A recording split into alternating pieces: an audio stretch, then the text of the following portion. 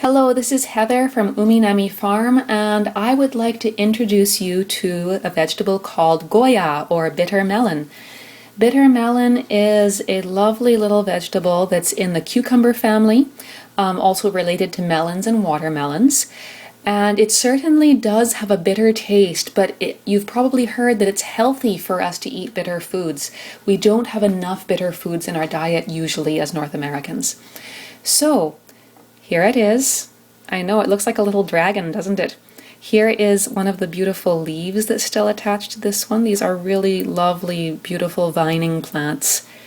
And what I would like to do with this today is I'm actually going to make a simple pasta sauce using this bitter melon. That's not a particularly traditional thing to do, but it's one thing that we can do that I'll show you today. So basically, in order to prepare the Goya, what I'm going to do is I'm going to start by first just cutting off the ends. And of course we can't eat this long stalk, so we're going to cut that off. Oops. I'm just getting used to the camera. Here we go. Oh.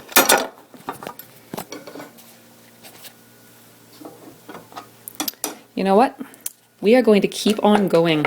As you can see, I have a very extremely low-tech setup here. Look. That stand is actually designed for something or other to do with canning, and I've got a couple of chopsticks here, and I just managed to knock the whole thing over. So we are going to try this again. I don't want to have to restart making the video because then I have to go get more Goya. So we're going to make the best of this. There we go. Back on track. Finish cutting off the stems. I really did want to show you this beautiful leaf, just saying. That's really lovely, isn't it? Okay, cool. So now, the thing with Goya is, unlike cucumber, we need to take the seeds out. So, like so. The stage we harvest them at, the seeds haven't really perfectly formed yet. If you ever get these in the grocery store, they usually harvest them after they've grown bigger, so the seeds may actually be more hard inside, depending on when they were harvested. But what we can just do is take a spoon or whatever and just scrape all of that out.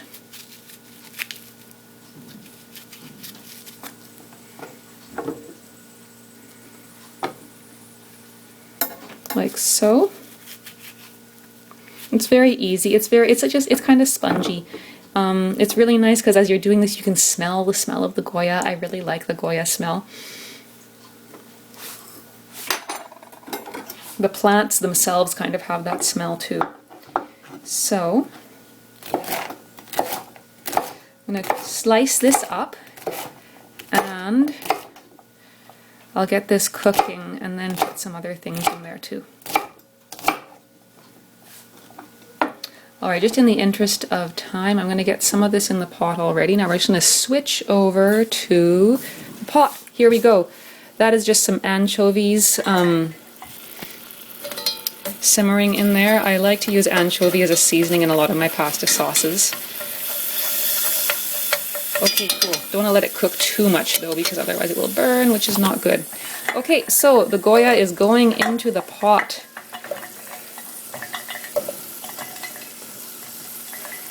So we will finish cutting up the other one and get it all in there.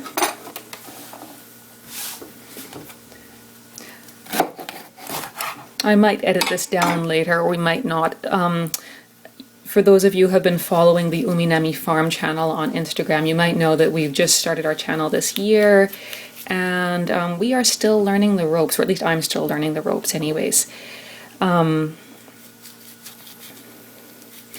we might get a little slicker in the future, but for now this will work.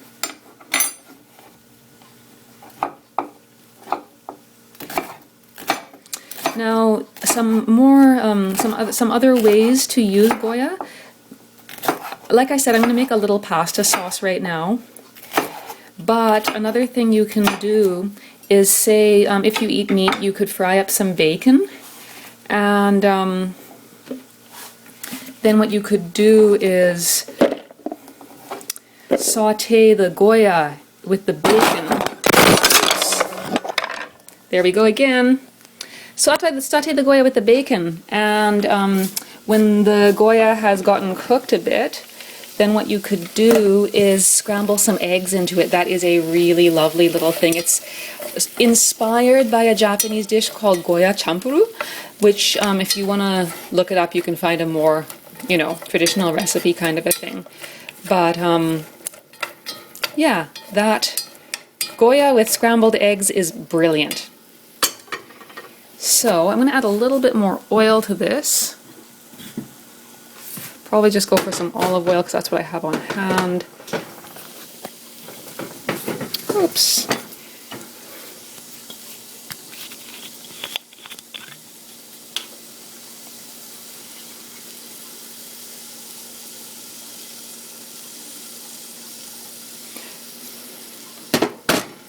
Now I've got the burner on about 3 right now. I don't want to overcook this either. What I'm going for is, like, I mean, you actually can eat Goya raw. There's nothing wrong with eating it raw. What I'm going for is to just get it cooked so it's like I guess what they call crisp tender kind of a thing. You can cook Goya until it's quite soft and it still tastes great. I like to have a bit of crunch left in the texture though, so I don't want to cook this too much. So what I'm going to be watching for is maybe like a little bit of a change to the color that will signal that it's like just getting cooked kind of a thing. Okay, why don't we leave this for a little bit, and I'm going to go chop up some fresh tomatoes. We will come back to the cutting board.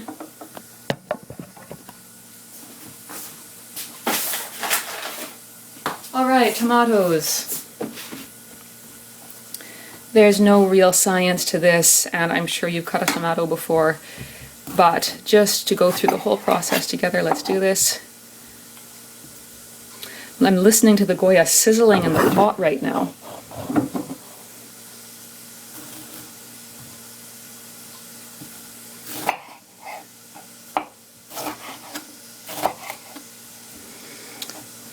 I'm not even sure what variety these are. This might be, this is probably one of the outdoor varieties that we grew. We don't do a ton of tomatoes at Uminami Farm just because so many of the non-Japanese farmers around here do really amazing tomatoes really well. And why compete with other people at what they're good at? And so we do some tomatoes here just because we want to have fresh tomatoes for ourselves. But, you know, we try to focus on other things like the Japanese cucumbers, the Japanese eggplants, shishito peppers, that kind of a thing. Those are more of our summer crops.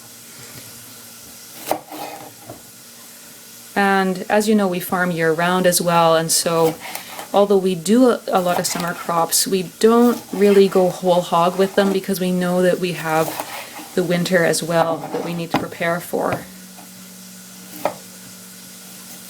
So as I speak, today is August 1st, 2020. August is a time when we're really looking more and more toward the fall season, believe it or not. So actually this past week when we sowed our greens in the greenhouse, that was our last sowing of greens outdoors for the year. Some of our lower greenhouses are cool enough that we can start doing our greens in them again now. And so actually from this coming week, we'll be planting our greens in the greenhouse again. We still have lots of outdoor planting to do as well, though. We will still be planting daikon outside and, you know, transplanting kale and kakina and other things like that. All right, I'm going to chop up a few more. You might have noticed that for some of these, I didn't bother taking out the little nib. That's because this, I forget what variety it is, but it's like a Roma type tomato.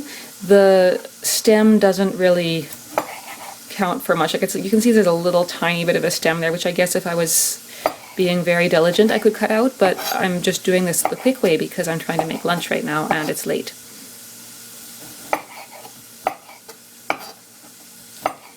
Okay, I really like tomatoes, so even though that's technically enough, I'm going to do a bit more after I just quickly take us back to take a look at how is the Goya doing. So here in the pot, I know it's probably hard to tell whether from the video, when you're watching this video, it'll probably be hard to tell whether this has changed color at all or not.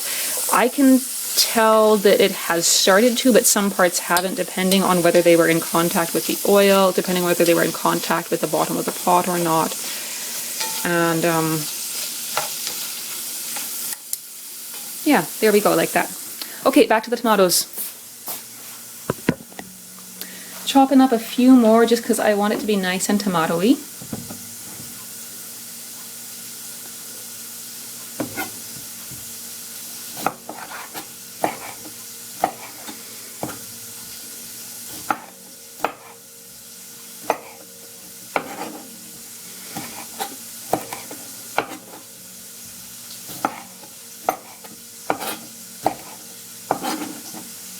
All right, let's leave it at that.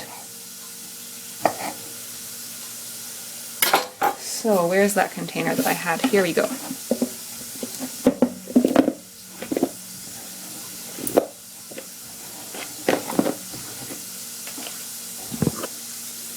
All right, so we are taking the tomatoes over. It's time to add them in here. I could wait till the Goya is cooked a little bit more.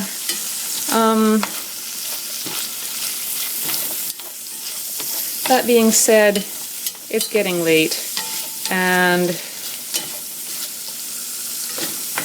as I mentioned, I actually really like it when the Goya still has a bit of a crunch to it. So let's take a look at some of these pieces here. I know I tend to cook by feel, but I know some people really like to have a bit more direction, especially when it's in something new to them. So you see this piece here. Oops, it's not focusing so well. You can kind of see it's been browned a little bit in the oil. And you might be able to see when I jiggle it, it's not really that crispy anymore. It's sort of a little bit more flexible. So that's probably at a good stage. Yep, this is all getting to about that stage now. Yeah, this is all getting to about that stage now. So I think that's a good time to add the tomatoes, because as the tomatoes cook, this will have time to cook a little bit more as well. So there we go, tomatoes. Oh, it's so beautiful. I really love this time of year. We have all the summer crops and it is great. So, I don't really feel the need to dress this up too much. Probably just a little bit of salt and some black pepper. And then we can finish cooking it.